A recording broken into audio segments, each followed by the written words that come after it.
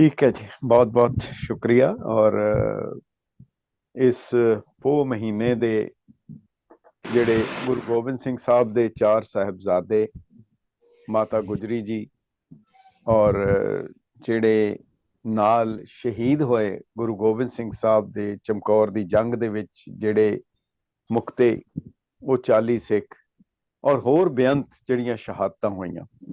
ਪਰ ਇਹ ਕੇਵਲ ਇੱਕ ਸ਼ਹਾਦਤਾਂ ਹੀ ਨਹੀਂ, ਇਹਦੇ ਪਿੱਛੇ ਜੋ ਕਾਰਨ ਬਣੇ, ਜੋ ਇਤਿਹਾਸ ਬਣਿਆ ਔਰ ਜਿਹੜਾ ਆਉਣ ਵਾਲੇ ਸਮੇਂ ਤੱਕ ਕੇਵਲ ਇੱਕ ਗੱਲ ਬੜੇ ਕਹੀ ਜਾ ਸਕਦੀ ਹੈ ਕਿ ਐਸੀ ਵਾਰਦਾਤ, ਇਹੋ ਜਿਹੀਆਂ ਘਟਨਾਵਾਂ ਜਾਂ ਇਹ ਘਟਨਾ ਦੁਨੀਆ ਦੇ ਇਤਿਹਾਸ ਵਿੱਚ ਕਦੀ ਵੀ ਨਹੀਂ ਹੋਈ ਅਤੇ ਨਾ ਹੀ ਕਦੀ ਹੋ ਸਕਦੀ ਹੈ, ਕਦੀ ਵੀ ਨਹੀਂ ਹੋਏਗੀ ਕਿ ਕਿਸੇ ਬਾਪ ਨੇ ਆਪਣੇ ਚਾਰੋਂ ਬੱਚੇ ਖੁਦ ਜਿਹੜਾ ਹੈ ਉਹ ਭੇਜ ਰਹੇ ਹੈ ਸ਼ਹਾਦਤ ਲਈ। ਇੱਕ ਨਹੀਂ, ਦੋ ਨਹੀਂ, ਤਿੰਨ ਨਹੀਂ, ਚਾਰ ਦੇ ਚਾਰ ਸਾਹਿਬਜ਼ਾਦੇ, ਮਾਤਾ ਨੂੰ, ਪਿਤਾ ਨੂੰ, ਹਰ ਕਿਸੇ ਨੂੰ ਉਹ ਕੁਰਬਾਨ ਕਰ ਰਹੇ ਹੈ। ਪਰ ਉਹ ਕੁਰਬਾਨੀ ਕਿਸ ਲਈ ਕਰ ਰਹੇ ਹੈ, ਕਿਸ ਚੀਜ਼ ਲਈ ਕਰ ਰਹੇ ਹੈ? ਉਹ ਕੀ ਕਿਸੇ ਜ਼ਮੀਨ ਲਈ, ਕਿਸੇ ਜ਼ਮੀਨ ਦੇ ਟੁਕੜੇ ਲਈ, ਕਿਸੇ ਧਨ ਦੌਲਤ ਲਈ, ਕਿਧਰੇ ਰਾਜ ਕਾਇਮ ਕਰਨ ਲਈ?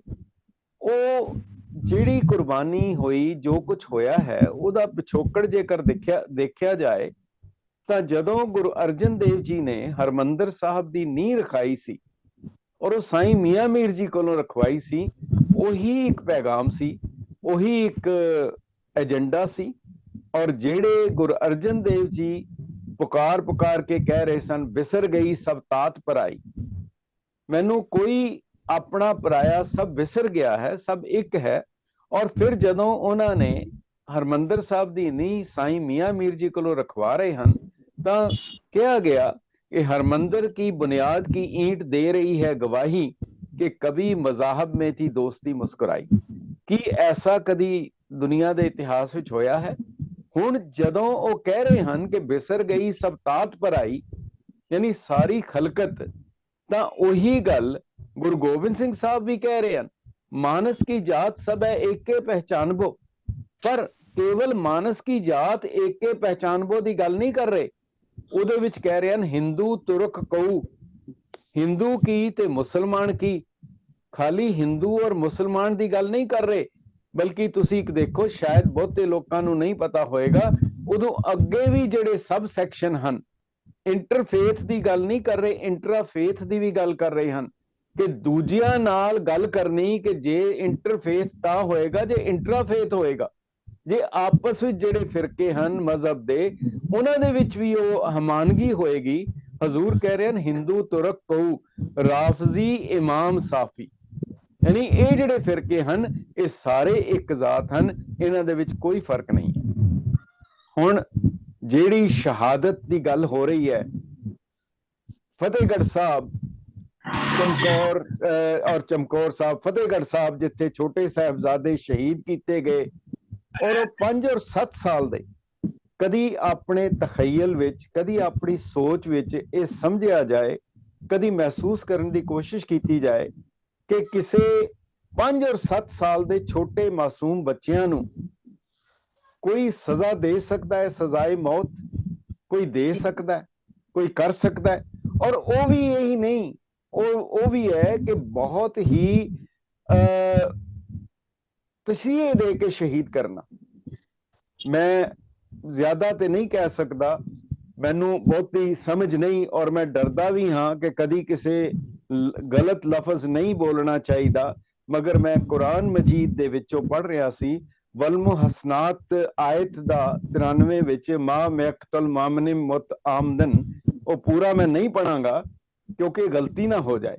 ਪਰ ਉਹਦਾ ਅਰਥ ਇਹੀ ਸੀ ਕਿ ਜਿਹੜਾ ਕਿਸੇ ਸ਼ਰਧਾਲੂ ਨੂੰ ਜਾਣ ਬੁੱਝ ਕੇ ਕਤਲ ਕਰੇਗਾ, ਉਸ ਦੀ ਸਜ਼ਾ ਦੋਜ਼ਖ ਹੈ, ਉਸ ਦੀ ਅੱਗ ਵਿੱਚ ਉਹ ਹਮੇਸ਼ਾ ਸੜਦਾ ਰਹੇਗਾ। ਖੁਦਾ ਹਰਦਮ ਉਸ ਤੇ ਲਾਨਤਾਂ ਪਾਏਗਾ, ਹਮੇਸ਼ਾ ਉਸ ਤੇ ਕਹਿਰ ਬਰਪਾਏਗਾ। ਇਹੋ ਜਿਹੇ ਵਿਅਕਤੀ ਲਈ ਇਸ ਤੋਂ ਵੱਧ ਅਜ਼ਾਬ ਤਿਆਰ ਕੀਤੇ ਗਏ ਹਨ। ਕਿ ਉਹ ਜਿਹੜੇ ਜ਼ਾਲਮ, ਜਿਹੜੇ ਹੁਕਮਰਾਨ, ਜਿਹੜੇ ਪਤਾ ਨਹੀਂ ਕਿਸ ਗਰੂਰ ਦੇ ਵਿੱਚ ਉਹ ਗਲਤਾਨ ਸਨ, ਤਕੱਬਰ ਦੇ ਵਿੱਚ ਸਨ, ਕੀ ਉਹਨਾਂ ਨੇ ਇਹ ਕੁਰਾਨ ਦੀ ਇਹ ਆਇਤ ਨਹੀਂ ਪੜ੍ਹੀ? ਕੀ ਉਹਨਾਂ ਨੂੰ ਕੁਰਾਨ ਦਾ ਇਹ ਪੈਗਾਮ ਨਹੀਂ ਸਮਝ ਆਇਆ? ਬਲਕਿ ਜੇ ਤਾਂ ਜਦੋਂ ਮੈਂ ਪੜ੍ਹਨ ਦੀ ਕੋਸ਼ਿਸ਼ ਕਰਦਾ ਇੱਕ ਜਗ੍ਹਾ ਤਾਂ ਇਸਲਾਮਿਕ ਫਲਸਫੇ 'ਚ ਇਹ ਵੀ ਲਿਖਿਆ ਹੈ ਕਿ ਜੇ ਕਿਸੇ ਪਰਿੰਦੇ ਨੂੰ, ਕਿਸੇ ਪਰਿੰਦੇ, ਛੋਟੇ ਪਰਿੰਦੇ ਦੇ ਅਗਰ ਪੈਰਾਂ ਵਿੱਚ ਧਾਗਾ ਵੀ ਬੰਨਿਆ ਹੋਏ, ਉਸ ਨੂੰ ਮਾਰਨਾ ਜਿਹੜਾ ਹੈ ਉਹ ਗਲਤ ਹੈ।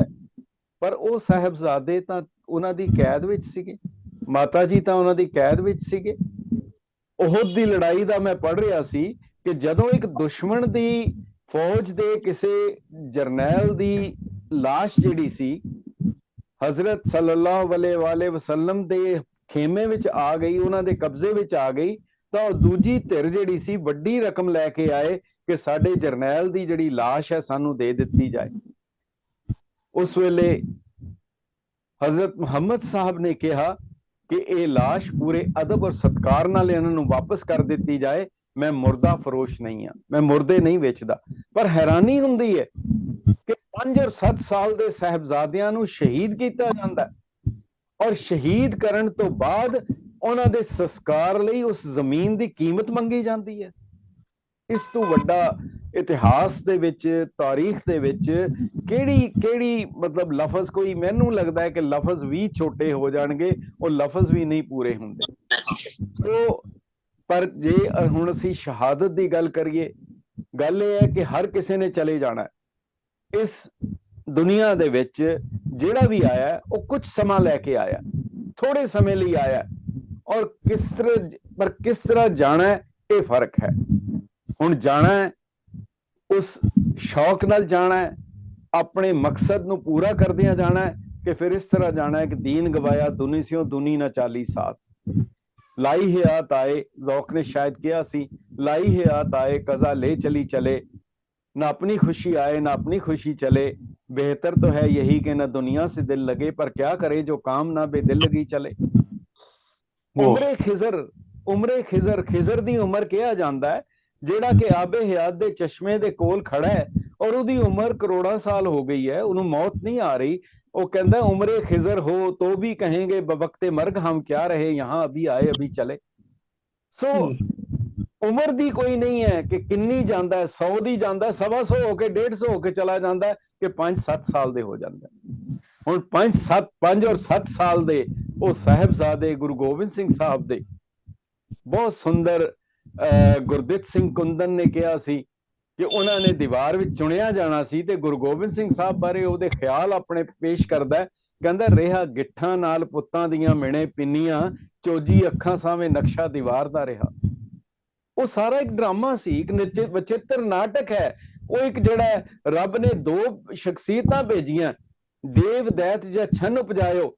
ਇਸ ਧਰਤੀ ਦੇ ਉੱਤੇ ਸ਼ੈਤਾਨੀਅਤ ਵੀ ਹੈ ਔਰ ਫਰਿਸ਼ਤੇ ਵਾਲੇ ਗੁਣ ਵੀ ਹੈ। ਪਰ ਗੁਰੂ ਗੋਬਿੰਦ ਸਿੰਘ ਸਾਹਿਬ ਫਿਰ ਗਿਲਾ ਵੀ ਨਹੀਂ ਕਰ ਰਹੇ, ਉਹ ਕਹਿ ਰਹੇ ਹਨ ਸਾਧ ਕਰਮ ਜੇ ਪੁਰਖ ਕਮਾਵੇ, ਨਾਮ ਦੇਵਤਾ ਜਗਤ ਕਹਾਵੇ। ਜੇ ਚੰਗੇ ਕੰਮ ਕਰੋ, ਫਰਿਸ਼ਤਿਆਂ ਵਾਲੇ ਕੰਮ ਕਰੋ, ਤੁਹਾਨੂੰ ਸਾਰੇ ਗੈਬੀ ਫਰਿਸ਼ਤੇ ਕਹਿਣਗੇ। ਸਾਧ ਕਰਮ ਜੇ ਪੁਰਖ ਕਮਾਵੇ, ਨਾਮ ਦੇਵਤਾ ਜਗਤ ਕਹਾਵੇ, ਕੁਕ੍ਰਿਤ ਕਰਮ ਜੇ ਜਗ ਮੈਂ ਕਰਹੀ, ਨਾਮ ਅਸੁਰ ਤੇ ਕੋ ਸਭ ਤਰਹੀ। ਉਹਨੂੰ ਸ਼ੈਤਾਨ ਕਿਹਾ ਜਾਏਗਾ, ਉਹਨੂੰ ਰਾਖਸ਼ਸ ਕਿਹਾ ਜਾਏਗਾ, ਉਹਨੂੰ ਅਸੁਰ ਕਿਹਾ ਜਾਏਗਾ। ਹੁਣ ਇਸ ਸਾਰੇ ਪਿਛੋਕੜ ਵਿੱਚ ਇਹ ਜਿਹੜਾ ਉੱਥੇ ਇੱਕ ਹਫ਼ਤੇ ਦਾ ਪ੍ਰੋਗਰਾਮ ਹੁੰਦਾ ਹੈ, ਸਾਹਿਬਜ਼ਾਦਿਆਂ ਦੀ ਸ਼ਹਾਦਤ ਦੇ ਜਿਹੜੇ ਸਮਾਗਮ ਹੁੰਦੇ ਹਨ, ਇੱਕ ਲਫ਼ਜ਼ ਕਹਿਣਾ ਬਣਦਾ ਹੈ ਕਿ ਇਸਲਾਮ ਜ਼ਿੰਦਾ ਹੋਤਾ ਹੈ ਹਰ ਕਰਬਲਾ ਕੇ ਬਾਅਦ। ਉਹ ਸਾਹਿਬਜ਼ਾਦੇ ਸ਼ਹਾਦਤ ਦੇ ਗਏ, ਪਰ ਕੀ ਉਹ ਗੱਲ ਖਤਮ ਹੋ ਗਈ? ਮੈਂ ਖੁਦ ਗਿਆ ਔਰੰਗਜ਼ੇਬ ਦੀ ਮਜ਼ਾਰ ਦੇ ਉੱਤੇ, ਦੇਖਿਆ ਮਿੱਟੀ ਦੀ ਕਬਰ ਹੈ ਔਰ ਉੱਥੇ ਮਜ਼ਾਵਰ ਜਿਹੜਾ 2 ਰੁਪਏ ਮੰਗਦਾ ਕਿ ਮੈਨੂੰ ਦੀਵਾ ਬਾਲਣ ਲਈ ਤੇਲ ਚਾਹੀਦਾ ਹੈ। ਮੈਂ ਖੁਦ ਦੇਖਿਆ ਉੱਥੇ। ਉਹ ਜਿਹੜਾ ਜਲਸੇ ਉੱਥੇ ਜਿਹੜੇ ਹੁੰਦੇ ਆ, ਉਹਨੂੰ ਮਾਤਮੀ ਜਲਸਾ ਨਹੀਂ ਹੁੰਦਾ, ਉਹਨੂੰ ਮਾਤਮ ਨਹੀਂ ਮਨਾਇਆ ਜਾਂਦਾ। ਹੁਣੇ ਪੰਜਾਬ ਦੇ ਵਜ਼ੀਰ ਆਲਾ ਨੇ ਕਹਿ ਦਿੱਤਾ ਉਸ ਦਿਨ ਅਸੀਂ ਇੱਕ ਮਾਤਮੀ ਬਿਗਲ ਵਜਾਵਾਂਗੇ, ਸ਼੍ਰੋਮਣੀ ਕਮੇਟੀ ਨੇ ਕਹਿ ਦਿੱਤਾ ਨਹੀਂ ਹੋ ਸਕਦਾ, ਮਾਤਮੀ ਨਹੀਂ ਹੈ। ਜੇ ਭਾਰਤ ਸਰਕਾਰ ਨੇ ਕਹਿ ਦਿੱਤਾ ਅਸੀਂ ਉਹਨਾਂ ਨੂੰ ਵੀਰ ਬਾਲ ਦਿਵਸ ਕਵਾਂਗੇ, ਉਹਨਾਂ ਨੇ ਕਿਹਾ ਉਹ ਬਾਲ ਨਹੀਂ ਹੈਗੇ ਜਾਂ ਉਹਨਾਂ ਨੂੰ ਵੀਰ ਦਾ ਖਿਤਾਬ ਨਹੀਂ ਦਿੱਤਾ ਜਾ ਸਕਦਾ, ਉਹ ਸਾਹਿਬਜ਼ਾਦੇ ਸ਼ਹਾਦਤ ਦਿਵਸ ਹੈ। ਔਰ ਇਹ ਜਿਹੜਾ ਉਹਨਾਂ ਦੇ ਸਮਾਗਮ ਹੁੰਦਾ ਹੈ, ਉਸ ਨੂੰ ਉਹ ਮਾਤਮੀ ਜਲਸਾ ਨਹੀਂ ਹੈ, ਮਾਤਮ ਨਹੀਂ ਮਨਾਇਆ ਜਾਂਦਾ, ਉਹ ਜੋੜ ਮੇਲਾ ਹੈ। ਉਹ ਮੇਲਾ ਹੈ ਪਰ ਮੇਲੇ ਦਾ ਮਕਸਦ ਜੋੜ ਮੇਲਾ ਹੈ, ਜਿਹੜਾ ਰੱਬ ਨਾਲ ਜੁੜਿਆ ਜਾ ਸਕੇ ਔਰ ਉਹਨਾਂ ਦੇ ਨਾਲ ਰੱਬ ਦੀ ਗੱਲ ਕੀਤੀ ਜਾ ਸਕੇ, ਉਸ ਤੋਂ ਪ੍ਰੇਰਨਾ ਲਈ ਜਾ ਸਕੇ। ਸੋ ਇਹ ਜਿਹੜੇ ਛੋਟੇ ਛੋਟੇ ਹੈਗੇ ਹੈ, ਗੱਲ ਤਾਂ ਮੁੱਖ ਹੈ ਕਿ ਅਮਾਲ ਕੀ ਹੈ। ਜੇ ਗੁਰੂ ਨਾਨਕ ਦੇਵ ਜੀ ਨੂੰ ਪੁੱਛਿਆ ਸੀ ਕਿ ਹਿੰਦੂ ਵੱਡਾ ਕਿ ਮੁਸਲਮਾਨ ਹੋਈ, ਤਾਂ ਉਹਨਾਂ ਨੇ ਕਿਹਾ ਸੀ ਜਿਹਦੇ ਅਮਾਲ ਚੰਗੇ ਹੋਣਗੇ, ਅਮਾਲ ਦੇ ਬਿਨਾਂ ਦੋਨੋਂ ਰੋਣਗੇ। ਉਹਨਾਂ ਨੇ ਕਿਹਾ ਸੀ ਸ਼ੁਭ ਅਮਲਾ ਬਾਝੋ ਦੋਨੋਂ ਰੋਈ। ਗੱਲ ਤਾਂ ਅਮਾਲ ਦੀ ਹੈ, ਤੁਹਾਡੇ ਅਮਲ ਕਿਸ ਤਰ੍ਹਾਂ ਹੈ। ਗੁਰਪੀਰ ਹਾਮਾ ਤਾਂ ਪਰੇ ਜਾਂ ਮੁਰਦਾਰ ਨਾ ਖਾਏ। ਕੋਈ ਤੁਹਾਡੀ ਹਮਾਇਤ ਨਹੀਂ ਕਰੇਗਾ ਜਿੰਨੀ ਦੇਰ ਤੱਕ ਤੁਹਾਡੇ ਅਮਾਲ ਚੰਗੇ ਨਹੀਂ ਹੋਣਗੇ। ਹੁਣ ਗੱਲ ਹੋ ਰਹੀ ਹੈ ਕਿ ਸਾਹਿਬਜ਼ਾਦਿਆਂ ਨੇ ਸ਼ਹਾਦਤ ਦਿੱਤੀ 5 ਔਰ 7 ਸਾਲ ਦੇ। ਮੈਂ ਇੱਥੋਂ ਗੱਲ ਸ਼ੁਰੂ ਕਰਾਂਗਾ।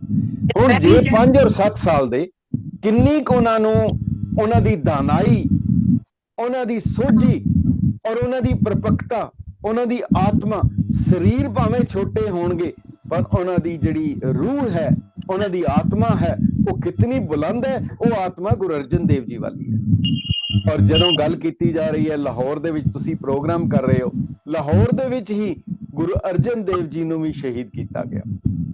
ਉਹ ਗੁਰੂ ਅਰਜਨ ਦੇਵ ਜੀ ਜਿਹੜੇ ਬਾਰ-ਬਾਰ ਕਹਿ ਰਹੇ ਸਨ ਬਿਸਰ ਗਈ ਸਭ ਤਾਤ ਪਰਾਈ, ਔਰ ਗੁਰੂ ਗੋਬਿੰਦ ਸਿੰਘ ਜੀ ਨੇ ਵੀ ਇਹੀ ਗੱਲ ਕਹੀ, ਜਾਂ ਤੇ ਛੂਟ ਗਇਓ ਭ੍ਰਮ ਉਰਕਾ। ਜਿਸ ਦੇ ਹਿਰਦੇ ਦੇ ਵਿੱਚੋਂ, ਜਿਸ ਦੇ ਦਿਲ ਵਿੱਚੋਂ ਬੇਕੀਨਾ ਬੇਗਾਨਗੀ ਉਹ ਖਤਮ ਹੋ ਗਈ। ਜਾਂ ਤੇ ਛੂਟ ਗਇਓ ਭ੍ਰਮ ਉਰਕਾ, ਤਿਸ ਆਗੇ ਹਿੰਦੂ ਕਿਆ ਤੁਰਕਾ। ਉਹਦੇ ਅੱਗੇ ਹਿੰਦੂ ਕੀ ਹੈ ਤੇ ਤੁਰਕ ਕੀ ਹੈਗਾ, ਕੀ ਫਰਕ ਪੈਂਦਾ ਹੈ। ਹੁਣ ਉਹਦੇ ਵਿੱਚ ਸ਼ਹਾਦਤ ਹੋਈ ਹੈ ਗੁਰੂ ਅਰਜਨ ਦੇਵ ਜੀ ਦੀ ਲਾਹੌਰ ਦੇ ਵਿੱਚ। ਇਹਨੂੰ ਸਮਝਣ ਦੀ ਲੋੜ ਹੈ। ਸਿੱਖ ਇਤਿਹਾਸ ਦੇ ਵਿੱਚ ਗੁਰੂ ਅਰਜਨ ਦੇਵ ਜੀ ਨੂੰ ਸ਼ਹੀਦ ਆਜ਼ਮ ਕਿਹਾ ਜਾਂਦਾ। ਹੁਣ ਭਾਵੇਂ ਜਿਹਨੂੰ ਮਰਜ਼ੀ ਕਹੀ ਜਾਣ, ਹੁਣ ਭਾਵੇਂ ਸਰਕਾਰੀ ਪੱਧਰ ਤੇ ਜਿਹਨੂੰ ਮਰਜ਼ੀ ਸ਼ਹੀਦ ਆਜ਼ਮ ਐਲਾਨ ਦੇਣ, ਪਰ ਜਿਹੜਾ ਸ਼ਹੀਦ ਆਜ਼ਮ ਪਹਿਲੀ ਜਿਹੜੀ ਸ਼ਹਾਦਤ ਹੋਈ ਹੈ ਉਹ ਗੁਰੂ ਅਰਜਨ ਦੇਵ ਜੀ ਦੀ ਹੋਈ ਹੈ। ਪਰ ਉਹ ਗੁਰੂ ਅਰਜਨ ਦੇਵ ਜੀ ਦੀ ਸ਼ਹਾਦਤ ਲਾਹੌਰ ਦੇ ਵਿੱਚ ਹੋਈ ਹੈ, ਡੇਰਾ ਸਾਹਿਬ। ਔਰ ਬਹੁਤ ਅੱਛਾ ਜੋਸ਼ ਨੇ ਕਿਹਾ ਸੀ, क्षमा भी कुछ कम नहीं, नहीं कुछ कम नहीं, कुछ इश्क में परवाने से जान देता है अगर वो तो ये सर देती है। परवाना बाद ही सड़दा है, पहला क्षमा अपने आप ਨੂੰ ਸਾੜਦੀ ਹੈ। ਉਹ ਗੁਰੂ ਅਰਜਨ ਦੇਵ ਜੀ ਨੇ क्षमा ਬਣ ਕੇ ਆਪਣੇ ਆਪ ਨੂੰ ਜਲਾਇਆ, ਆਪਣੇ ਆਪ ਦੀ ਕੁਰਬਾਨੀ ਕੀਤੀ, ਔਰ ਉਸ ਦੇ ਬਾਅਦ ਇਹ ਸਾਰਾ ਸਿਲਸਿਲਾ ਚੱਲਿਆ। ਇਹਨੂੰ ਤੇਜਾ ਸਿੰਘ ਸਾਬਰ ਨੇ ਬਹੁਤ ਸੁੰਦਰ ਇੱਕ ਗੁਲਦਸਤਾ ਤਿਆਰ ਕੀਤਾ। ਉਹ ਕਹਿੰਦੇ ਹਨ, ਸੁਰਗਾਂ ਦੇ ਵਿੱਚ ਬੈਠੀਆਂ ਹੈ ਸਨ ਇੱਕ ਜਗ੍ਹਾ ਸਰਕਾਰਾਂ ਦੋ, ਵੇਖਣ ਵਾਲੇ ਵੇਖ ਰਹੇ ਨੇ ਬੁੱਤੇ ਇੱਕ ਨੁਹਾਰਾਂ ਦੋ। ਇੱਕ ਨੇ ਪੰਚਮ ਪਿਤਾ, ਗੱਲਾਂ ਵਿੱਚੋਂ ਗਾਲੇ ਨਿਕਲੀ, ਗਾਲੇ ਇੱਕ ਵਿਚਾਰਾਂ ਦੋ। ਇੱਕ ਨੇ ਪੰਚਮ ਪਿਤਾ ਪਿਆਰੇ, ਇੱਕ ਉਹਨਾਂ ਦੇ ਪੋਤੇ ਜੋ, ਉਸ ਪੋਤੇ ਨੇ ਪੋਤੇ ਲੈ ਲਏ, ਦੋ ਇਧਰ ਤੇ ਇਧਰ ਦੋ। ਗੁਰੂ ਅਰਜਨ ਦੇਵ ਜੀ ਦੀ ਸ਼ਹਾਦਤ ਹੁੰਦੀ ਹੈ, ਉਹਦੇ ਬਾਅਦ ਗੁਰੂ ਤੇਗ ਬਹਾਦਰ ਜੀ ਦੀ ਸ਼ਹਾਦਤ ਹੁੰਦੀ ਹੈ। ਗੁਰੂ ਤੇਗ ਬਹਾਦਰ ਜੀ ਦੀ ਜਿਹੜੀ ਸ਼ਹਾਦਤ ਹੈਗੀ ਹੈ ਉਹ ਉਹਨਾਂ ਦੇ ਪੋਤੇ ਹੈ ਗੁਰੂ ਅਰਜਨ ਦੇਵ ਜੀ ਦੇ, ਔਰ ਉਹਨਾਂ ਦੇ ਪੋਤਰੇ ਹੈਗੇ ਆ 4 ਸਾਹਿਬਜ਼ਾਦੇ। ਸੋ ਕਿਤਨਾ ਸੁੰਦਰ ਉਹਨੇ। ਸੋ ਜਾਣਾ ਸਾਰੇ ਚਲੇ ਗਏ ਹੈ, ਰਾਮ ਗਇਓ, ਰਾਵਣ ਗਇਓ, ਕੰਸ ਵੀ ਚਲਾ ਗਿਆ, ਕ੍ਰਿਸ਼ਨ ਵੀ ਚਲਾ ਗਿਆ, ਸਾਹਿਬਜ਼ਾਦੇ ਵੀ ਚਲੇ ਗਏ, ਔਰ ਬਾਕੀ ਸਾਰੇ ਚਲੇ ਗਏ। ਜਿਹੜੇ ਯਜ਼ੀਦ ਵੀ ਚਲਾ ਗਿਆ, ਨਮਰੂਦ ਵੀ ਚਲਾ ਗਿਆ, ਫਿਰੌਨ ਵੀ ਚਲਾ ਗਿਆ, ਜੂਡਾ ਵੀ ਚਲਾ ਗਿਆ, ਕੰਸ ਵੀ ਚਲੇ ਗਏ। ਰਹਿ ਕਿਹੜੀ ਚੀਜ਼ ਜਾਂਦੀ ਹੈ? ਕੇਵਲ ਉਸ ਰੱਬ ਸੱਚੇ ਦਾ ਨਾਂ ਰਹਿ ਜਾਂਦਾ ਹੈ। ਉਹਨੂੰ ਲੋਕ ਯਾਦ ਕਰਦੇ ਹੈ, ਇਹ ਗਿਣਦੇ ਹੈ, ਦੇਖਦੇ ਹੈ ਕਿ ਅੜੇ ਕਿੰਨੇ, ਇਹ ਨਹੀਂ ਦੇਖਦੇ ਕਿ ਆਏ ਕਿੰਨੇ। ਦੇਖਦੇ ਹੈ ਝੜੇ ਕਿੰਨੇ, ਅੜੇ ਕਿੰਨੇ, ਉਹਨਾਂ ਦੀ ਗੱਲ ਹੁੰਦੀ ਹੈ। ਸੋ ਇਸ ਕਰਕੇ ਹੈ ਕਿ ਜਾਣਾ ਕਿਸ ਤਰੀਕੇ ਨਾਲ ਹੈ, ਇਹ ਮੁੱਖ ਅਹਿਮ ਹੈ। ਹੁਣ ਜਦੋਂ ਸਾਹਿਬਜ਼ਾਦਿਆਂ ਨੇ ਸ਼ਹਾਦਤ ਦਿੱਤੀ ਤੇ ਭਾਈ ਨੰਦ ਲਾਲ ਗੁਰੂ ਗੋਬਿੰਦ ਸਿੰਘ ਜੀ ਦੇ ਸ਼ਾਇਰ ਸਨ, ਉਹਨਾਂ ਨੇ ਕਿਹਾ, ਮੰਜ਼ਲੇ ਇਸ਼ਕ ਦਰਾਜ਼ ਅਸਤ ਵਪਾ ਨਤਵਾ ਰਫਤ। ਕਹਿੰਦਾ ਇਹ ਜਿਹੜੀ ਇਸ਼ਕ ਦੀ ਮੰਜ਼ਿਲ ਹੈ, ਇਹ ਪਿਆਰ ਦੀ ਮੰਜ਼ਿਲ ਹੈ, ਇਹ ਜਿਹੜੀ ਸ਼ਹਾਦਤ ਹੈ ਇਹ ਇਸ਼ਕ ਦੀ ਇੰਤਹਾ ਹੈ। ਤਾਂ ਹੀ ਕਰਕੇ ਗੁਰੂ ਨਾਨਕ ਦੇਵ ਜੀ ਨੇ ਜਿਹੜਾ ਪੈਗਾਮ ਦਿੱਤਾ, ਉਹਨਾਂ ਨੇ ਕਿਹਾ ਸੀ ਕਿ ਜੋ ਤੋ ਪ੍ਰੇਮ ਖੇਲਣ ਕਾ ਚਾਓ, ਸਿਰ ਤਰ ਤਲੀ ਗਲੀ ਮੇਰੀ ਆਓ। ਜੇ ਤੁਸੀਂ ਪ੍ਰੇਮ ਕਰਨਾ, ਜੇ ਇਸ਼ਕ ਕਰਨਾ, ਤੇ ਤੁਹਾਨੂੰ ਪ੍ਰੀਤਮ ਦੀ ਗਲੀ ਦੇ ਉੱਤੇ ਤੁਹਾਨੂੰ ਸਿਰ ਹਥੇਲੀ ਤੇ ਰੱਖਣਾ ਪਏਗਾ। ਆਮ ਲੋਕਾਂ ਨੂੰ ਸ਼ਾਇਦ ਨਹੀਂ ਸਮਝ ਆਏਗੀ, ਆਮ ਦਿਮਾਗ ਨੂੰ ਨਹੀਂ ਸਮਝ ਆ ਸਕਦੀ, ਪਰ ਇਹੀ ਗੱਲ ਗੁਰੂ ਗੋਬਿੰਦ ਸਿੰਘ ਸਾਹਿਬ ਨੇ ਵੀ ਕਹੀ ਕਿ ਜੇ ਤੁਸੀਂ ਪਿਆਰੇ ਬਣਨਾ ਹੈ, ਇਸ਼ਕ ਕਰਨਾ ਹੈ, ਤੇ ਫਿਰ ਤੁਸੀਂ ਆਪਣਾ ਸਿਰ ਹਥੇਲੀ ਤੇ ਰੱਖੋ, ਮੈਨੂੰ ਆਪਣਾ ਸਿਰ ਭੇਟ ਕਰ ਦਿਓ। ਭਾਈ ਨੰਦ ਲਾਲ ਕਹਿੰਦੇ, ਮੰਜ਼ਲੇ ਇਸ਼ਕ ਦਰਾਜ਼ ਅਸਤ ਵਪਾ ਨਤਵਾ ਰਫਤ, ਸਰ ਕਦਮ ਸਾਜ਼ ਤਾ ਦਰ ਰਹਿ ਆ ਯਾਰ ਸ਼ਵੀ। ਆਪਣਾ ਸਿਰ ਹਥੇਲੀ ਤੇ ਰੱਖ ਕੇ ਮੇਰੇ ਕੋਲ ਆਓ। तो ये जड़ा ये मंजिल सी हुण साहिबजादियां नूं किस ढंग नाल शहीद किया गया और की सीगा। उत्थे दरबार दे विच सुच्चानंद भी सी, जदों मलेरकोटले दे नवाब ने, हुण ये दोनों नाल नाल चलदे हन, पर है खेड उस सच्चे रब दी है कि वो दोनों खुद ही तैयार करदा है। उहदे विच मलेरकोटले दे नवाब ने हाँ दा नारा मारिया और दूजे पासे दीवान सुच्चानंद ने कहा, कहंदा नहीं ये सप दे बच्चे हन, सपोलीए हन, इन्हां दा सिर कुचल देना ठीक है।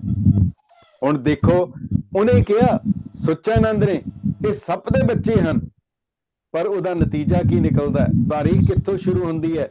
गुरु गोबिंद सिंह साहब जदों फिर औरंगजेब नूं चिट्ठी लिखदे हन, जदों खत लिखदे हन, जफरनामा लिखदे हन, वो की कह रहे हन, चिहा छुत के चूं बचगा कुष्टाचार के बाकी बमा दस्त पेचीदा मार। मार सप नूं किया जांदा है। हजूर कहंदे हन कि ठीक है, की हो गया जे 4 साहिबजादे शहीद कर दिते गए। चिहा छुत के चूं बचगा कुष्टाचार के बाकी बमा दस्त पेचीदा मार, पर वो जिहड़े बाकी दा है वो कुंडलीदार सप अजे बाकी है। गुरु साहब ने कहा मैं वो कुंडलीदार सप हाँ, और अज तो बाद मेरा हर सिख, जिहड़ा सिख पैदा होएगा, जिहड़ा सिख जम्मेगा, ਉਹਨੂੰ ਲੈ ਕੇ गुरु ग्रंथ साहब दे हजूर पेश किया जाएगा।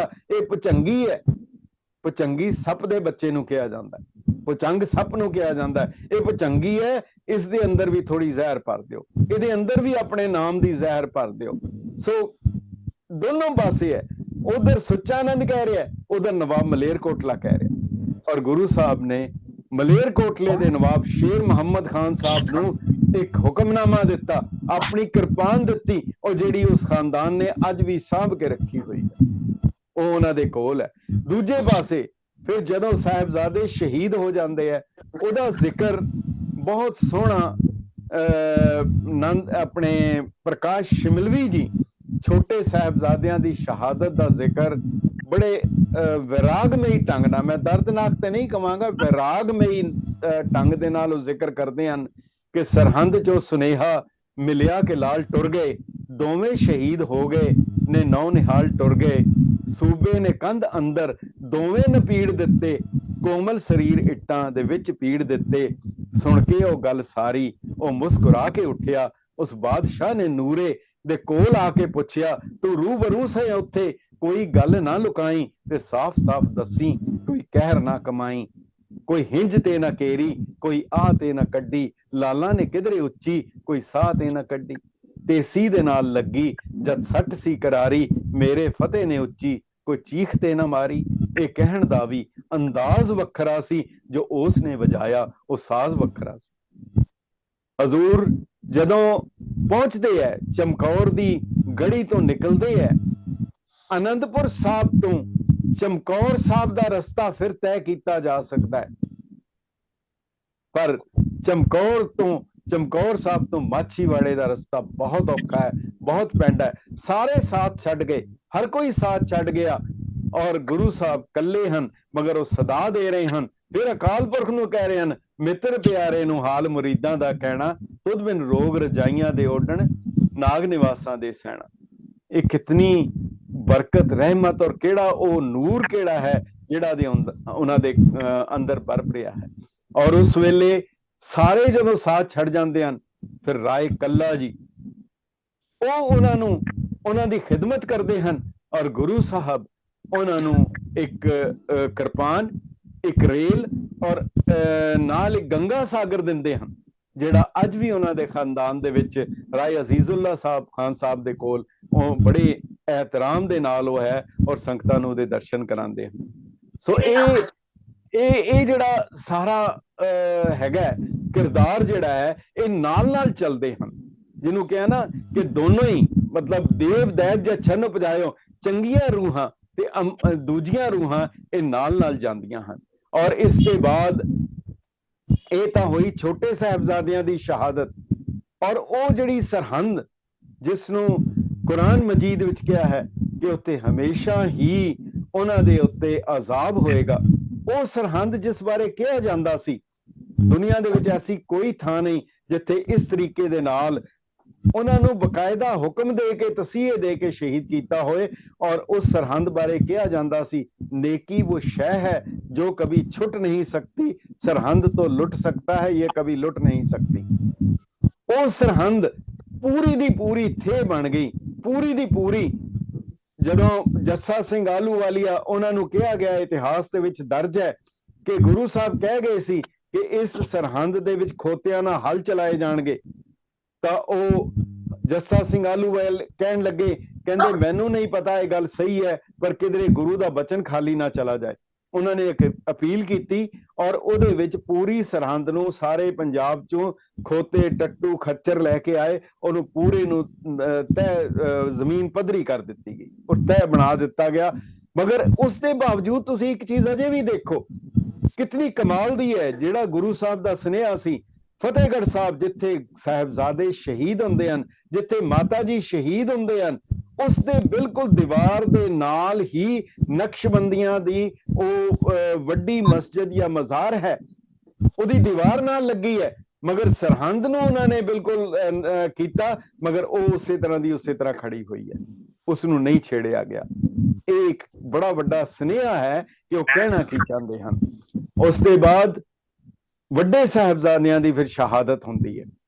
ਜਦੋਂ ਚਮਕੌਰ ਦੀ ਗੜੀ ਦੇ ਵਿੱਚ 40 ਸਿੱਖ ਹਨ, ਜਿਹੜੀ ਗੁਰੂ ਸਾਹਿਬ ਨੇ ਕਿਹਾ ਸੀ ਨਾ ਕਿ 1.25 लाख से एक लड़ाऊं तबे गोबिंद सिंह नाम कहाऊं, ਇਹ ਅਮਲੀ ਤੌਰ ਦੇ ਉੱਤੇ ਉਸ ਚਮਕੌਰ ਦੀ ਗੜੀ ਦੇ ਵਿੱਚ ਇਹ ਸਾਹਮਣੇ ਦਰਸਾਇਆ ਗਿਆ।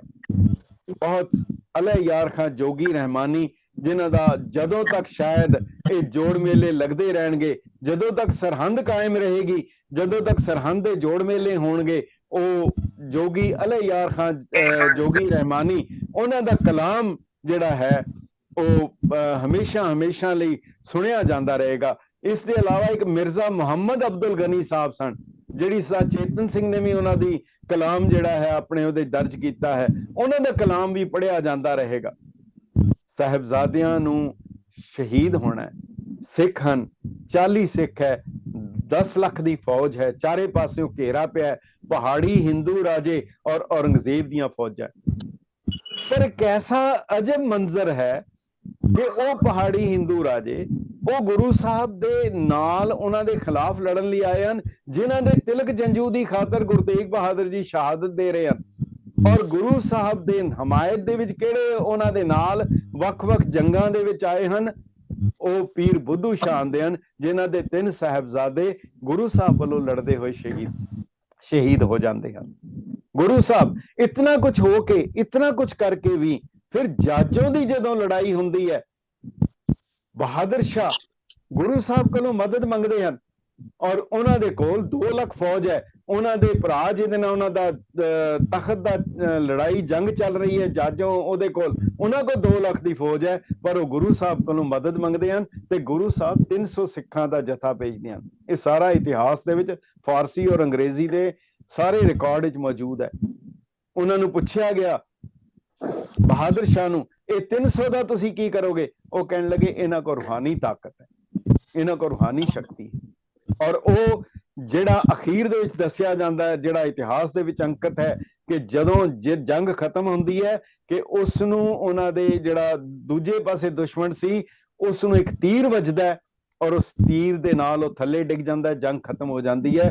ਉਹ ਤੀਰ ਗੁਰੂ ਗੋਬਿੰਦ ਸਿੰਘ ਸਾਹਿਬ ਦਾ ਸੀ, ਜਿਹਦੇ ਉੱਤੇ ਸੋਨੇ ਦੀ ਚੁੰਝ ਜੜੀ ਹੁੰਦੀ ਸੀ। ਗੁਰੂ ਗੋਬਿੰਦ ਸਿੰਘ ਸਾਹਿਬ ਦੇ ਹਰ ਤੀਰ ਦੇ ਵਿੱਚ ਇੱਕ ਸੋਨਾ, 1.25 ਤੋਲਾ ਸੋਨਾ ਹੁੰਦਾ ਸੀ। ਜੇ ਤਾਂ ਉਹ ਫੌਤ ਹੋ ਜਾਂਦਾ, ਮਰ ਜਾਂਦਾ, ਤੇ ਉਹਦੇ ਲਈ ਆਖਰੀ ਰਸੂਮਾਤ ਕੀਤੀਆਂ ਜਾ ਸਕਣ। ਜੇ ਜ਼ਖਮੀ ਹੋ ਜਾਂਦਾ ਤੇ ਉਹਨੂੰ ਜ਼ੇਰੇ ਇਲਾਜ ਕੀਤਾ ਜਾ ਸਕੇ।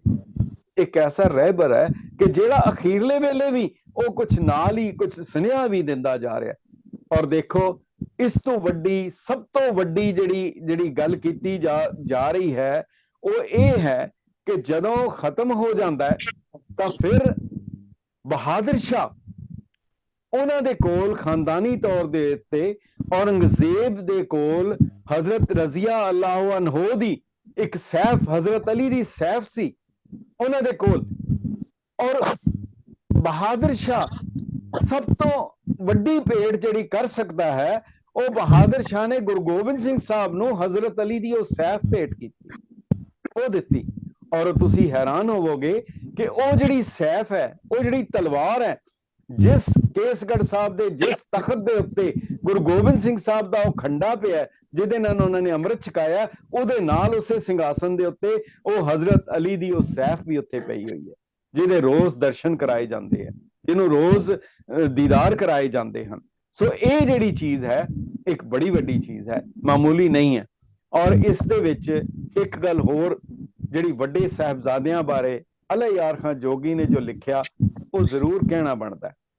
ਉਹ ਕਹਿੰਦਾ ਜਦੋਂ ਵੱਡੇ ਸਾਹਿਬਜ਼ਾਦੇ ਨੇ ਇਜਾਜ਼ਤ ਮੰਗੀ ਤਾਂ ਬਾਬਾ ਅਜੀਤ ਸਿੰਘ, ਅਸੀਂ ਉਹਨਾਂ ਨੂੰ ਬਾਬਾ ਕਹਿੰਦੇ ਆ, ਅਸੀਂ ਉਹਨਾਂ ਨੂੰ ਬਾਲ ਨਹੀਂ ਕਹਿੰਦੇ। ਬਜ਼ੁਰਗੀ ਬਾ ਅਕਲ ਨਾ ਬਾ ਉਮਰ, ਉਮਰ ਨਾਲ ਨਹੀਂ ਹੁੰਦਾ, ਉਮਰ ਨਾਲ ਕੋਈ ਸਿਆਣਪ ਜਾਂ ਉਮਰ ਨਾਲ ਦਲੇਰੀ ਨਹੀਂ ਆਉਂਦੀ। ਸੋ ਉਹ ਜਿਹੜੇ 5-7 ਸਾਲ ਦੇ ਔਰ 15 ਸਾਲ ਦੇ ਉਹ ਬਾਬੇ ਹਨ ਸਾਡੇ ਲਈ। तो वो कह रहे हैं कि मैं जदों इजाजत मंगी तो हजूर कहन लगे बेटा तू छोटा है, लड़ सकोगे? तो जोगी जी कहते हैं, वो कहन लगे सरहंद में दी भाइयों ने जान नहीं है क्या? हमको धर्म युद्ध का कुछ ध्यान नहीं है? बंदे को छुरी खाने का अरमान नहीं है? लड़ना नहीं आता हमें, मरना तो है आता, खुद बढ़ के गला तेग पे धरना तो है आता। जोगी जी कहते भर्राई सी आवाज से बोले गुरु गोबिंद, पाला है तुम्हें नाज से बोले गुरु गोबिंद, ले दे के तुम ही थे मेरे बेड़े के खवैया, सर भेंट करो ताके धर्म की चले नैया। लो जाओ सिधारो तुम्हें अल्लाह को सौंपा, रब को ना विसारो तुम्हें अल्लाह को सौंपा। जितने भी मरे उससे हम देते हैं खंजर, इसे शमशीर समझना, नेजे की जगह दादा का तुम तीर समझना। जितने भी मरे इससे उन्हें बेपीर समझना। लो जाओ सिधारो तुम्हें अल्लाह को सौंपा, रब को ना विसारो तुम्हें अल्लाह को सौंपा। मर जाओ या मारो तुम्हें अल्लाह को सौंपा। जामे शहादत प्यासे हुजात, जामे शहादत तुम्हें बख्शे। और जदों जंग चमकौर दी जंग खत्म हो जाती है, गुरु साहब उथों निकलते हैं, उसका जिहड़ा हवाला दिता है वो पंथक कवि बरकत ने दिता है। वो कहता है अंबर उत्तों तारे टुटे, समा नाजुक आवन लगा, सुते सिंह हजारियां ताई, सतगुर छड़ के जावन लगा। लोथां विचों सीस ने चुके, साहिब सीने लावन लगा। अजीत सिंह दी लिबड़ी दे नूं दया सिंह सीस निवावन लगा। कमर कस्सा ओ ला के लख तो उसदे उत्ते पावन लगा। हथ पकड़ के साहिब मेरा मुखों इंज फरमावन लगा। इक्को जहे शहीद ने मैनू कह के रूह तड़फावन लगा। कफन पाओ जां सब दे उत्ते, जां फिर किसी दी बात ना पुछो। चिड़ियां खावी छम छम रोए, बंदे दी तां बात ना पुछो। तो ये जिहड़ा मंजर है, जिस तरीके नाल गुरु साहब ने पिता दे उन्हां नूं सीस दे दर्शन हुंदे हन, उन्हां दे सीस दा ਉਹ ਸੰਸਕਾਰ ਅਨੰਦਪੁਰ ਸਾਹਿਬ ਹੁੰਦਾ ਹੈ, ਧੜ ਦਾ ਸੰਸਕਾਰ ਦਿੱਲੀ ਰਕਾਬਗੰਜ ਸਾਹਿਬ ਹੁੰਦਾ ਹੈ। ਸਾਹਿਬਜ਼ਾਦਿਆਂ ਦੇ, ਛੋਟੇ ਸਾਹਿਬਜ਼ਾਦਿਆਂ ਦੇ ਮਾਤਾ ਜੀ ਦੀ ਖਾਲੀ ਖਬਰ ਮਿਲਦੀ ਹੈ, ਵੱਡੇ ਸਾਹਿਬਜ਼ਾਦਿਆਂ ਦੇ ਦੂਰੋਂ ਸੁਨੇਹਾ ਮਿਲਦਾ ਹੈ। ਤਾਂ ਹੀ ਕਰਕੇ ਤੇ ਕਿਹਾ जोगी जी ने, याकूब को यूसुफ के बिछड़ने ने रुलाया, साबर कोई कम ऐसा रसूलों में है आया। कटवा के पिसर चारों एक आंसू ना गिराया, रुतबा गुरु गोबिंद ने ऋषियों का बढ़ाया। कटवा दिए शिष शाम ने गीता को सुनाकर, रूह फूंक दी गोबिंद ने औलाद कटाकर। ये सारा कुछ करके फिर उन्होंने मंगिया की, उन्होंने कहा कि उन्होंने ओही दिता, जां ते छूट गयो भ्रम उरका, तिस आगे हिंदू क्या तुरका। वो जिहड़ी शमशीर गुरु साहब ने दिती, वो संभाली पई है, वो एक पैगाम दे रही है, सदीवी पैगाम है। हरमंदर साहब दी नींह एक सदीवी पैगाम दे रही है। और मिर्जा अब्दुल मुहम्मद अब्दुल गनी जिहड़े उस वेले पुराने समय विच फतेहगढ़ साहब जोड़ मेलियां ते पढ़दे हुंदे सी, उन्होंने भी कहा, उन्होंने भी पढ़िया, कहंदे ऐ कौम सिंघो ध्यान करो इस बयान पर, कैसी जिगर शराफ शिगाफ है, देखो तो ये खबर बचपन में अपने बाप को तुम पर फिदा किया, बड़पन में अपने बेटों से यूं हक अदा किया। अफसोस है गुरु जी ने बेटे किए निसार, तुमने अदा उन्हों का किया हक ना जिहार। वो तो सवारने के तुम्हारे थे खासगार, तुम वो कि तुमने पहली भी खो दी है सब वकार। उन्होंने तो सवारा था पर तुम बिगड़ गए, उन्होंने था बसाया मगर तुम उजड़ गए।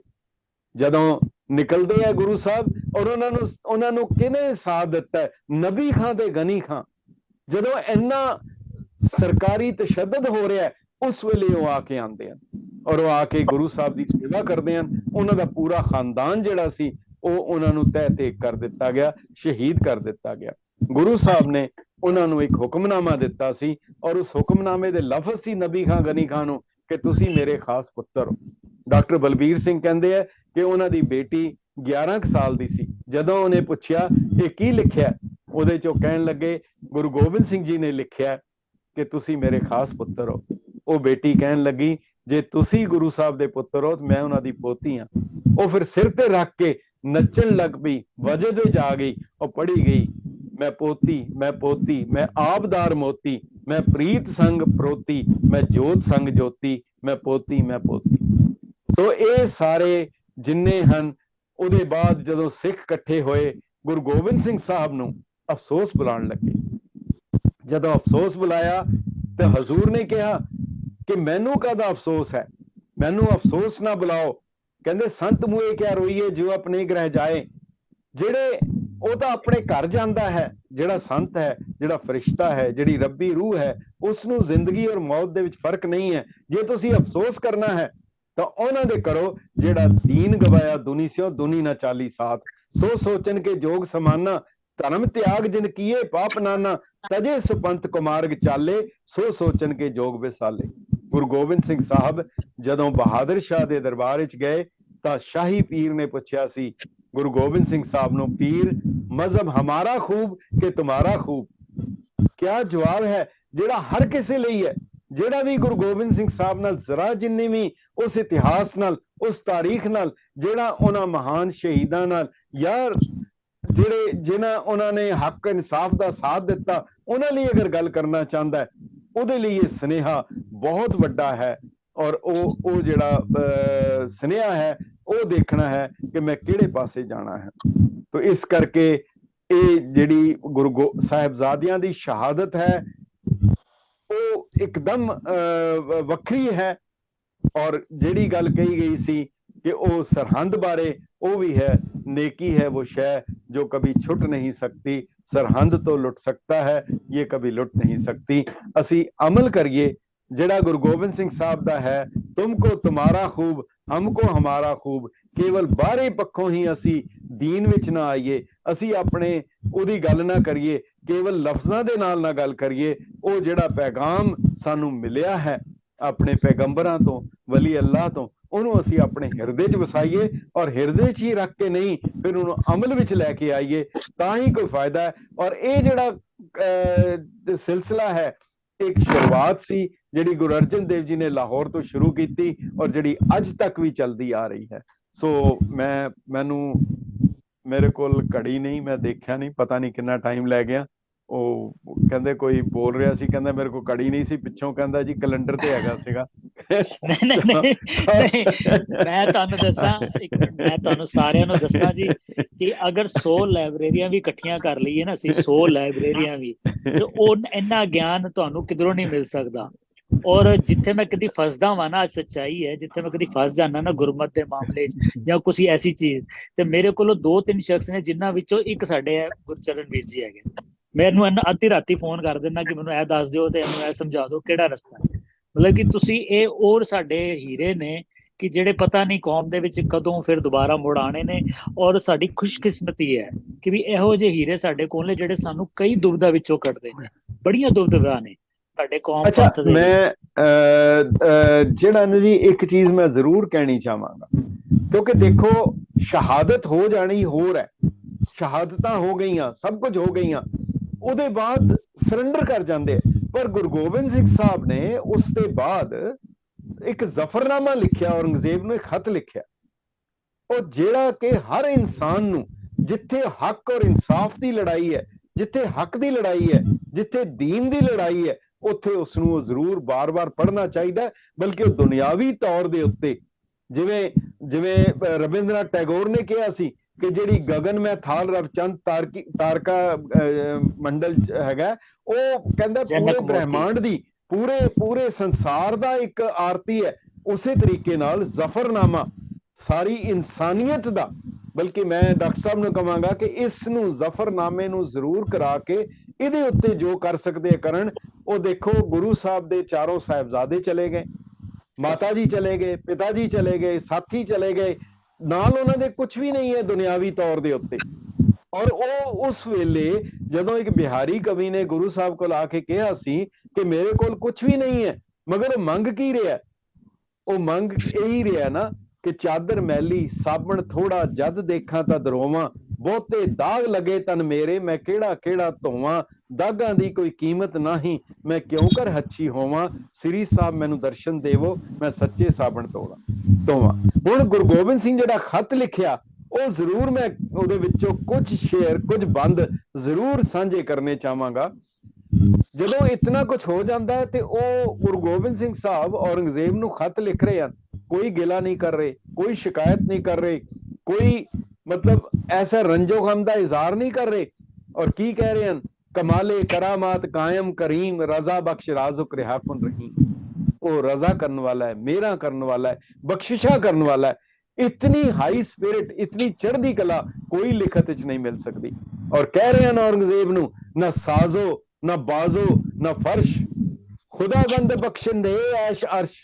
कहना मैनू तो रब ने सारियां बख्शिशां नाल निवाजिया। ਉਹ ਕਹਿੰਦੇ ਗੁਰਸਨਾ ਚਕਾਰੇ ਕੁਨਦ ਚਹਿਲ ਨਰ ਕਿ 10 ਲੱਖ ਬਰਾਇਤ ਬਰੂ ਬੇਖਬਰ। ਕੀ ਹੋਇਆ ਜੇ ਭੁੱਖਣ ਭਾਣੇ 40 ਬੰਦਿਆਂ ਦੇ ਉੱਤੇ 10 ਲੱਖ ਦੀ ਕੀੜੀਆਂ ਵਰਗੀ ਫੌਜ ਆ ਜਾਏ, ਮੱਖੀਆਂ ਵਰਗੀ ਫੌਜ ਆ ਜਾਏ, ਅਜੇ ਤਾਂ 10 ਲੱਖ ਉਹ ਹੈਗਾ, ਮਗਰ ਕੀ ਕਰ ਕੀ ਸਕਦੇ ਹਨ? ਫਿਰ ਕਹਿੰਦੇ ਚਿਹਾ ਸ਼ੁੱਧ ਕੇ ਚੂ ਬੱਚਗਾ ਕੁਛ ਤਾਂ ਚਾਰ ਕੇ ਬਾਕੀ ਮਮਾ ਦਸਤ ਪੇਚੀਦਾ ਮਾਰ। ਕੀ ਹੋਇਆ? ਪਰ ਕਹਿੰਦੇ ਚੇ ਮਰਦੀ ਕੇ ਅਖਰ ਖਾਮੋਸ਼ਾ ਕੁਨੀ ਕਿ ਆਤਸ਼ ਦਮਾਰਾ ਬਹੁ ਸ਼ਊਰਾ ਕੁਨੀ। ਕਹਿੰਦੇ ਕੀ ਹੋਇਆ? ਇਹ ਮਰਦਾਨਗੀ ਨਹੀਂ ਹੈ ਕਿ ਉਹ 4 ਲਾਟਾਂ ਬੁਝਾ ਦਿੱਤੀਆਂ ਗਈਆਂ। ਉਹ ਕਹਿੰਦੇ ਹਮੂ ਮਰਦ ਬਾਇਦ ਸ਼ਬਦ ਸੁਖ ਨਵਰ ਨਾ ਸ਼ਿਕਮੇ ਦਿਗਰ ਦਰ ਦਹਾਨੇ ਦਿਗਰ। ਮਰਦ ਉਹ ਨਹੀਂ ਹੈ ਜਿਹੜਾ ਆਪਣੇ ਆਪ ਨੂੰ ਮਰਦ ਕਵੇ, ਨਹੀਂ ਤੇ ਖਵਾਜਾ ਸਰਾਈ ਉਹਨੂੰ ਕਹਿ ਲੋ। ਮਰਦ ਉਹ ਹੈ ਜਿਹੜਾ ਆਪਣੇ ਬਚਨ ਦਾ ਬਲੀ ਹੋਏ। ਉਹ ਕਹਿੰਦੇ ਤੁਰਾਗਰ ਨਜ਼ਰ ਹਸਤ ਲਸ਼ਕਰ ਵ ਜ਼ਰ। ਤੈਨੂੰ ਮਾਣ ਹੈ ਆਪਣੇ ਲਸ਼ਕਰ ਤੇ ਆਪਣੀਆਂ ਫੌਜਾਂ ਦੇ ਉੱਤੇ ਕਿ ਮਾਰਾ ਨਿਗਾਹ ਅਸਤ ਯਜ਼ਦਾ ਸ਼ੁਕਰ। ਮੈਨੂੰ ਉਸ ਰੱਬ ਦੇ ਉੱਤੇ, ਉਹਦੇ ਸ਼ੁਕਰਾਨੇ ਦੇ ਉੱਤੇ ਮੈਨੂੰ ਗਰੂਰ ਹੈ। ਕਹਿੰਦੇ ਊਰਾ ਗਰੂਰ ਅਸਤੇ ਬਰ ਮੁਲਕ ਮਾਲ। ਤੈਨੂੰ ਗਰੂਰ ਹੈ ਆਪਣੇ ਮੁਲਕ ਮਾਲ ਦੇ ਉੱਤੇ। व ਮਾਰਾ ਪਨਾਹ ਅਸਤ ਯਜ਼ਦਾ ਕਾਲ। ਮੈਨੂੰ ਤਾਂ ਉਸ ਦੀ ਪਨਾਹ ਹੈ। ਇੱਕ ਕਿਤਨੀ ਕਮਾਲ ਦੀ ਗੱਲ ਕਹਿੰਦੇ ਹਨ। ਹੁਮਾਰਾ ਕਸੇ ਸਾਏ ਆਇਤ ਬਜ਼ੇਰ। ਕਿਹਾ ਜਾਂਦਾ ਹੈ ਕਿ ਜਿਹਦੇ ਉੱਤੇ ਹੁਮਾ ਦਾ ਸਾਇਆ ਆ ਜਾਏ ਉਹਨੂੰ ਕੋਈ ਕੁਝ ਨਹੀਂ ਵਿਗਾੜ ਸਕਦਾ। ਹਜ਼ੂਰ ਕਹਿ ਰਹੇ ਨੇ ਹੁਮਾਰਾ ਕਸੇ ਸਾਏ ਆਇਤ ਬਜ਼ੇਰ, ਬਰੋ ਦਸਤ ਦਾਰਤ ਨਾ ਜਾਗੇ ਦਲੇਰ। ਤੇਰੇ ਵਰਗੇ ਕਾਂ ਮੇਰਾ ਕੀ ਵਿਗਾੜ ਸਕਦੇ ਹਨ? ਮੇਰੇ ਤੇ ਰੱਬ ਦੇ ਨਾਮ ਦਾ ਸਾਇਆ ਹੈਗਾ। ਔਰ ਅਖੀਰ ਦੇ ਵਿੱਚ ਕਹਿੰਦੇ ਹਨ ਸ਼ਹਿਨਸ਼ਾਹੇ ਔਰੰਗਜ਼ੇਬ ਆਲਮੀ ਕਿ ਦਾਰਾਏ ਤੌਰ ਅਸਤ ਦੂਰ ਅਸਦੀ। ਕਹਿੰਦੇ ਤੂੰ ਭਾਵੇਂ ਦੁਨੀਆ ਦਾ ਬਾਦਸ਼ਾਹ ਹੋਏਗਾ ਪਰ ਦੀਨ ਔਰ ਇਖਲਾਕ ਤੂੰ, ਦੀਨ ਤੋਂ ਬਹੁਤ ਦੂਰ ਹੈ। ਆਪਣੇ ਭਰਾਵਾਂ ਦਾ, ਆਪਣੇ ਬਾਪ ਦਾ ਕਾਤਲ ਹੈ। ਇਹਦਾ ਤੈਨੂੰ ਜਵਾਬ ਦੇਣਾ ਪਏਗਾ। ਬਬੀ ਗਰਦਸ਼ੇ ਬੇਵਫਾਈਏ ਜ਼ਮਾਂ, ਤੂੰ ਜ਼ਮਾਨੇ ਦੀ ਬੇਦਰਦੀ ਦੇਖ। ਪਸ਼ੇ ਪੁਸ਼ਤ ਉਫਤੰਦ ਰਸਾਨਤ ਜੀਆਂ। ਉਹ ਪਤਾ ਨਹੀਂ ਮਿੱਟੀ ਬਣਾ ਦਿੰਦਾ, ਪਤਾ ਵੀ ਨਹੀਂ ਲੱਗਦਾ। ਔਰ ਉਹ ਕਹਿੰਦੇ ਹਨ ਮੇਰਾ ਦਿਲ ਨਹੀਂ ਸੀ ਕਰਦਾ ਮੈਂ ਲੜਾਂ, ਪਰ ਝੁਕਾਰ ਜ਼ਮਾ ਹੀਲ ਤੇ ਦਰਗੁਜ਼ਸ਼ਤ, ਹਲਾਲ ਅਸਤ ਬੁਰਦਨ ਬਸ਼ਮਸ਼ੀਰੇ ਦਸਤ। ਜਦੋਂ ਸਾਰੇ ਹੀਲੇ ਖਤਮ ਹੋ ਜਾਣ ਫਿਰ ਤਲਵਾਰ ਦੇ ਦਸਤੇ ਦੇ ਉੱਤੇ ਹੱਥ ਰੱਖਣਾ ਇਹ ਬਹਾਦਰਾਂ ਦਾ ਕੰਮ ਹੈ, ਇਹ ਰੱਬ ਦੀ ਬਖਸ਼ਿਸ਼ ਹੈ। ਸੋ ਇੰਨੇ ਲਫ਼ਜ਼ਾਂ ਦੇ ਨਾਲ ਸਮਾਂ ਵੀ ਤੁਹਾਡਾ ਲੈ ਲਿਆ ਤੇ ਬਹੁਤ ਬਹੁਤ ਮਿਹਰਬਾਨੀ, ਬਹੁਤ ਬਹੁਤ ਸ਼ੁਕਰੀਆ। ਤੇ ਉਹਨਾਂ ਨਹੀਂ ਜੀ ਸਮਾਂ ਤੇ ਸਗੋਂ ਘੱਟ ਲਿਆ ਜੀ, ਸਗੋਂ ਅਸੀਂ ਸਮਾਂ ਤੁਹਾਡਾ ਬੜਾ ਥੋੜਾ ਤੁਸੀਂ ਦਿੱਤਾ ਹੈ। ਅਸੀਂ ਤੇ ਪਤਾ ਨਹੀਂ ਕੀ ਕੁਝ ਸੁਣਨਾ ਚਾਹੁੰਦੇ ਹਾਂ। ਔਰ ਮੈਂ ਅੱਜ ਇੱਕ ਚੀਜ਼ ਆਪ ਜੀ ਤੋਂ ਸਿਰਫ ਇੰਨਾ ਥੋੜਾ ਚਾਹਨਾ ਰੋਸ਼ਨੀ। ਇਹਦਾ ਮਤਲਬ ਇਹ ਹੋਇਆ ਕਿ ਵੀ ਕਈ ਹੁਣ ਅੱਜ ਕੱਲ੍ਹ ਰਾਈਟਰਸ ਜਿਹੜੇ ਆ ਔਰ ਕਈ ਸਾਡੇ ਸੋ ਕਾਲਡ ਆਪਣੇ ਆਪ ਨੂੰ ਸਿਆਣੇ ਸਮਝਦੇ ਆ, ਉਹ ਕਹਿੰਦੇ ਨੇ ਵੀ ਕਸ਼ਮੀਰੀ ਪੰਡਤ ਕਦੀ ਗੁਰੂ ਤੇਗ ਬਹਾਦਰ ਸਾਹਿਬ ਕੋਲ ਗਏ ਹੀ ਨਹੀਂ। ਇਹ ਗੱਲ ਤੁਸੀਂ ਝੂਠ ਬੋਲਦੇ ਹੋ। ਔਰ ਦੂਜਾ ਜਿਹੜਾ ਗੰਗੂ ਦਾ ਕਰੈਕਟਰ ਹੈ ਉਹ ਕਦੀ ਆਇਆ ਹੀ ਨਹੀਂ। ਇਹ ਦੋਨਾਂ ਦੇ ਬਾਰੇ ਜਿਹੜੀ ਮੈਨੂੰ ਕਲੈਰਿਟੀ ਥੋੜੀ ਜਿਹੀ ਦਿਓ। ਗੱਲ ਇਹ ਥੋੜੇ ਦਿਨ ਰੁਕ ਜਾਓ, ਥੋੜੇ ਦਿਨ ਹੋਰ ਰੁਕ ਜਾਓ। ਉਹ ਜਿਹੜੀ ਮਸ਼ੀਨਰੀ ਹੈ ਨਾ, ਜਿਹੜੇ ਨਵੇਂ ਇਤਿਹਾਸ ਬਣਾ ਰਹੀ ਹੈ, ਹੋਰ ਕਈ ਕੁਝ ਆ ਜਾਏਗਾ। ਉਹ ਥੋੜੇ ਦਿਨ ਤੱਕ ਹੋਰ ਕੁਝ ਆ ਜਾਏਗਾ। ਥੋੜੇ ਦਿਨ ਤੱਕ ਇਹ ਆ ਜਾਏਗਾ। ਨਾ ਉਹ ਕੋਈ ਗੱਲ ਨਹੀਂ, ਥੋੜੇ ਦਿਨ ਤੱਕ ਇਹ ਵੀ ਆ ਜਾਏਗਾ ਗੁਰੂ ਗੋਬਿੰਦ ਸਿੰਘ ਜੀ ਨਹੀਂ ਹੋਏ, ਉਹ ਵੀ ਆ ਜਾਏਗਾ, ਉਹ ਵੀ ਆ ਜਾਏਗਾ। ਕੋਈ ਐਸੀ ਗੱਲ ਨਹੀਂ। ਰਹਿ ਗਈ ਗੱਲ ਜਿਹੜੀ ਤੁਸੀਂ ਕਹਿ ਰਹੇ ਹੋ ਕਿ ਉਹ ਤਿਲਕ ਔਰ ਜੰਜੂ ਦੀ ਖਾਤਰ ਸ਼ਹਾਦਤ ਨਹੀਂ ਹੋਈ, ਮੈਂ ਥੋੜਾ ਜਿਹਾ ਜ਼ਿਕਰ ਕਰਦੇ ਹਾਂ। ਕਾਫੀ ਸਾਲ ਪਹਿਲੇ ਜਦੋਂ ਗੁਰੂ ਤੇਗ ਬਹਾਦਰ ਜੀ ਦਾ 300 ਸਾਲਾ ਸ਼ਹੀਦੀ ਪੁਰਬ ਮਨਾਇਆ ਜਾ ਰਿਹਾ ਸੀ, ਉਸ ਵੇਲੇ ਗੁਰੂ ਨਾਨਕ ਦੇਵ ਯੂਨੀਵਰਸਿਟੀ ਵੱਲੋਂ ਰਸਾਲਾ ਛਪਿਆ ਸੀ। ਉਹਦੇ ਵਿੱਚ ਲਿਖ ਦਿੱਤਾ ਗਿਆ ਸੀ ਕਿ ਇਹ ਜਿਹੜੀ ਸ਼ਹਾਦਤ ਹੈ ਗੁਰੂ ਤੇਗ ਬਹਾਦਰ ਜੀ ਦੀ, ਇਹ ਗੱਲ ਗਲਤ ਹੈ, ਨਹੀਂ ਹੋਈ ਸੀ ਉਹ। ਬਲਕਿ ਇੱਕ ਆਮ ਸਿਵਲ, ਜਿਵੇਂ ਆਮ ਕ੍ਰਾਈਮ ਹੁੰਦਾ ਹੈ, ਉਹਦੇ ਕਰਕੇ ਕੋਰਟ 'ਚ ਕੇਸ ਚਲਾ ਕੇ ਉਹਨਾਂ ਦੀ ਸ਼ਹਾਦਤ ਹੋਈ। ਬਾਅਦ ਵਿੱਚ, ਖੈਰ ਮੈਂ ਬਹੁਤ ਮੁਖਤਸਰ, ਮੈਂ ਡਿਟੇਲ 'ਚ ਨਹੀਂ ਜਾਂਦਾ, ਬਾਅਦ ਵਿੱਚ ਉਹ ਡਾਕਟਰ ਫੌਜਾ ਸਿੰਘ ਜਿਨ੍ਹਾਂ ਨੇ ਉਹ ਲਿਖਿਆ ਸੀ, ਉਹਨਾਂ ਨੇ ਮਾਫੀ ਮੰਗੀ ਔਰ ਕਿਹਾ ਕਿ ਮੇਰੇ ਕੋਲ ਬੜੀ ਵੱਡੀ ਗਲਤੀ ਹੋਈ ਹੈ, ਮੈਂ ਹਿਸਟੋਰੀਅਨ ਹਾਂ, ਔਰ ਹਿਸਟਰੀ ਦੇ ਵਿੱਚ ਜਿਹੜੀ ਸਭ ਤੋਂ ਅਹਿਮ ਗਵਾਹੀ ਹੁੰਦੀ ਹੈ, ਉਹ ਗਵਾਹੀ ਹੁੰਦੀ ਹੈ, ਉਸ ਨੂੰ ਕਿਹਾ ਜਾਂਦਾ ਹੈ ਜਿਹੜੀ ਆਟੋਬਾਇਓਗ੍ਰਾਫੀ ਹੈ, ਜਿਹੜੀ ਆਤਮ ਕਥਾ ਹੈ। ਸੋ ਗੁਰੂ ਗੋਬਿੰਦ ਸਿੰਘ ਸਾਹਿਬ ਨੇ ਬੜੀ ਬਖਸ਼ਿਸ਼ ਕੀਤੀ, ਆਪਣੀ ਆਤਮ ਕਥਾ ਖੁਦ ਆਪਣੀ ਕਲਮ ਨਾਲ ਲਿਖ ਗਏ, ਔਰ ਉਸ ਕਲਮ ਦੇ ਨਾਲ ਲਿਖਦੇ ਹਨ ਕਿ ਤਿਲਕ ਜੰਜੂ ਰਾਖਾ ਪ੍ਰਭ ਤਾਂਕਾ, ਕੀਨੋ ਵੱਡੋ ਕਲੂ ਮੇ ਸਾਕਾ, ਔਰ ਨਾਲ ਲਿਖ ਦਿੰਦੇ ਹਨ ਠੀਕਰ ਫੋਰ ਦਲੀਸ ਸਿਰ ਪ੍ਰਭਪੁਰ ਕੀਆ ਬਿਆਨ। ਗੁਰੂ ਤੇਗ ਬਹਾਦਰ ਜੀ ਨੇ ਤਿਲਕ ਔਰ ਜੰਜੂ ਦੀ ਖਾਤਰ ਸ਼ਹਾਦਤ ਦੇ ਕੇ ਆਪਣੇ ਸਰੀਰ ਦਾ ਠੀਕਰਾ ਦਿੱਲੀ ਦੇ ਬਾਦਸ਼ਾਹ ਦੇ ਸਿਰ ਪੰਨਿਆ। ਹੁਣ ਇਹ ਉਹਨਾਂ ਦੀ ਸ਼ਹਾਦਤ ਹੈ, ਔਰ ਜਿਹੜੇ ਬੰਦੇ ਉਹ ਕਰ ਰਹੇ ਹਨ, ਉਹ ਕੋਈ ਨਵੀਂ ਗੱਲ ਨਹੀਂ ਹੈ। ਅੱਜ ਤੋਂ 125 ਸਾਲ ਪਹਿਲੇ ਇਸ ਥਿਊਰੀ ਸ਼ੁਰੂ ਕੀਤੀ ਗਈ ਸੀ, ਉਸ ਨੂੰ ਜਿਹੜਾ ਦੁਬਾਰਾ ਫਿਰ ਸ਼ੁਰੂ ਕੀਤਾ ਗਿਆ 1975 ਵਿੱਚ। ਉਹ ਗੱਲ ਮੁੱਕ ਗਈ, ਅੱਜ ਫਿਰ ਉਹਨੂੰ ਦੁਬਾਰਾ ਸ਼ੁਰੂ ਕੀਤਾ ਜਾ ਰਿਹਾ। ਔਰ ਖਾਸ ਕਰਕੇ ਮਿਸ਼ਨਰੀ ਕਾਲਜ ਵਾਲੇ ਜਿਹੜੇ, ਉਹਨਾਂ ਨੇ ਆਪਣੀਆਂ ਲਿਖਤਾਂ 'ਚ ਇਹੀ ਗੱਲ ਲਿਖੀ ਹੈ ਕਿ ਉਹ ਜਿਹੜੀ ਹੈ ਇਹ ਨਹੀਂ ਹੈਗਾ, ਤਿਲਕ ਜੰਜੂ ਦੀ ਖਾਤਰ ਨਹੀਂ ਹੈਗਾ। ਸੋ ਖੈਰ, ਇਤਿਹਾਸ ਜਿਹੜਾ ਹੈ, ਗੁਰੂ ਗੋਬਿੰਦ ਸਿੰਘ ਸਾਹਿਬ ਨੇ ਆਪਣੀ ਕਲਮ ਨਾਲ ਜਿਹੜੀ ਚੀਜ਼ ਲਿਖ ਦਿੱਤੀ ਹੈ, ਜਿੰਨੀ ਦੇਰ ਤੱਕ ਉਹ ਰਹੇਗੀ ਉਹਨੂੰ ਕੋਈ ਮਿਟਾ ਨਹੀਂ ਸਕਦਾ। ਚਮਕੌਰ, ਜਿਹੜਾ ਉਹਦਾ ਚਮਕੌਰ ਦੀ ਜੰਗ ਦਾ, ਜਿਹੜਾ ਭੰਗਾਣੀ ਦੇ ਯੁੱਧ ਦਾ, ਉਹ ਸਾਰਾ ਕੁਝ ਗੁਰੂ ਸਾਹਿਬ ਖੁਦ ਜ਼ਿਕਰ ਕਰ ਗਏ ਹਨ। ਲੋ ਪਰਾ ਮੁਝਸੇ ਬਿਨ ਕਾਜਾ, ਫਤਿਹ ਸ਼ਾਹ ਕੋਪਾ ਤਬ ਰਾਜਾ, ਲੋ ਪਰਾ ਮੁਝਸੇ ਬਿਨ ਕਾਜਾ, ਉਹ ਸਾਰੇ ਪਹਾੜੀ ਰਾਜਿਆਂ ਦਾ ਜ਼ਿਕਰ ਕਰ ਰਹੇ ਹਨ, ਤਿਲਕ ਜੰਜੂ ਦਾ ਕਰ ਰਹੇ ਹਨ, ਔਰ ਸਾਰਾ ਜਿੰਨੇ ਕਰੈਕਟਰ ਉਸ ਵੇਲੇ ਦੇ ਸਨ ਉਹ ਸਾਰਾ ਕਰ ਰਹੇ ਹਨ। ਔਰ ਉਸ ਵੇਲੇ ਦੇ ਸਾਰੇ ਜਿਹੜੇ ਇਤਿਹਾਸਕਾਰ ਉਸ ਚੀਜ਼ ਨੂੰ ਕਲਮਬੱਧ ਕਰ ਰਹੇ ਹਨ। ਸੋ ਮੇਰਾ ਖਿਆਲ ਹੈ ਉਹਦਾ ਜ਼ਿਕਰ ਕਰਨਾ ਵੀ ਜਿਹੜਾ ਨਾ, ਘੱਟੋ ਘੱਟ ਕਈ ਬੰਦਿਆਂ ਦੇ ਦਿਮਾਗ ਵਿੱਚ ਭੁਲੇਖਾ ਪਾਏਗਾ ਜੀ।